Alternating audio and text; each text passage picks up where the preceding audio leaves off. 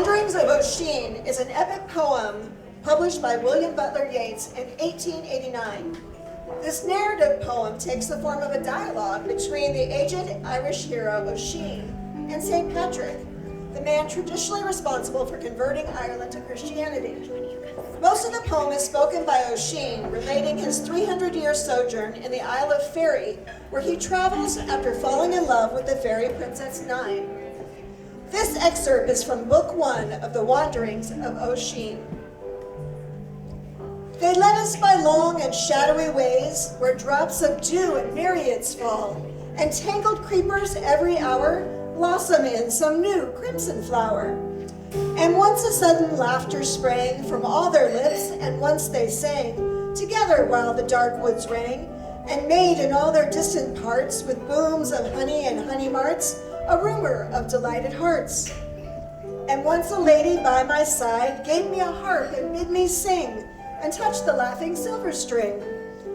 But when I sang of human joy, a sorrow wrapped each merry face, and Patrick, by your beard, they wept, until one came, a tearful boy. Oh, sadder creature never stepped than this strange human bard, he cried, and caught the silver harp away, and weeping over the white strings, hurled it down in a leaf-hid hollow place that kept dim waters from the sky.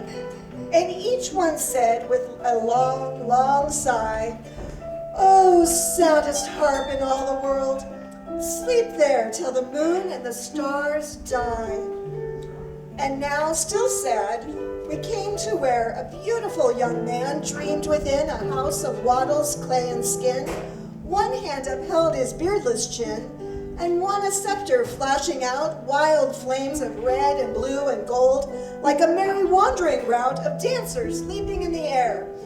And men and ladies knelt them there and showed their eyes with teardrops dim, and with low murmurs prayed to him, and kissed the scepter with red lips and touched it with their fingertips. He held that flashing scepter up.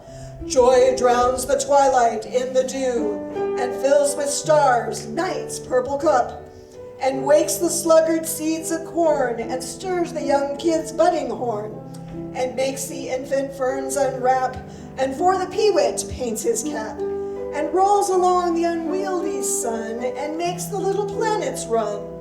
And if joy were not on the earth, and there were an end of change and birth, and earth and heaven and hell would die, and in some gloomy barrow lie, folded like a frozen fly, then mock at death and time with glances, and wavering arms at wandering dances.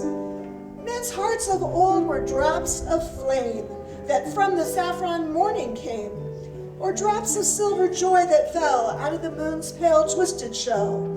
But now hearts cry that hearts are slaves, and toss and turn in narrow caves. But here there is nor law nor rule, nor hands have held any weary tool. And here there is nor change nor death, but only kind and merry breath. For joy is God, and God is joy. And with one long glance for girl and boy and the pale blossom of the moon, he fell into a druid's spoon. Oh, Patrick, for 100 years I chased upon that woody shore the deer, the badger, and the boar.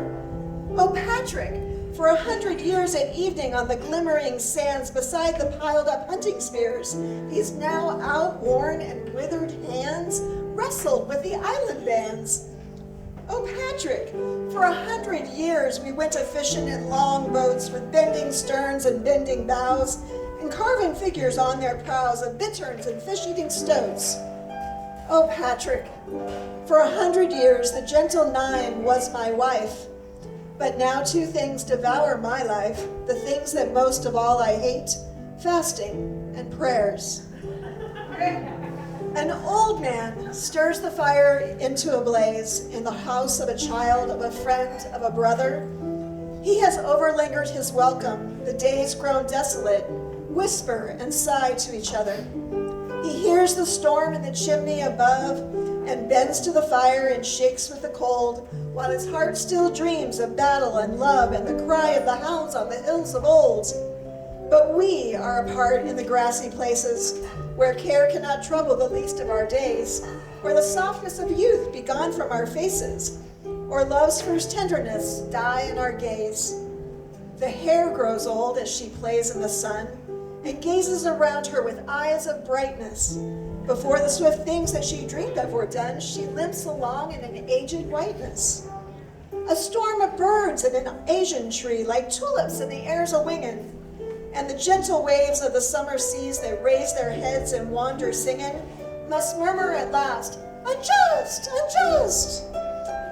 And "My speed is a weariness," falters the mouse, and the kingfisher turns to a ball of dust, and the roof falls in on his tunneled house. But the love dew dims our eyes till the day when God shall come from the sea with a sigh, and bid the stars drop down from the sky, and the moon, like a pale rose, wither away.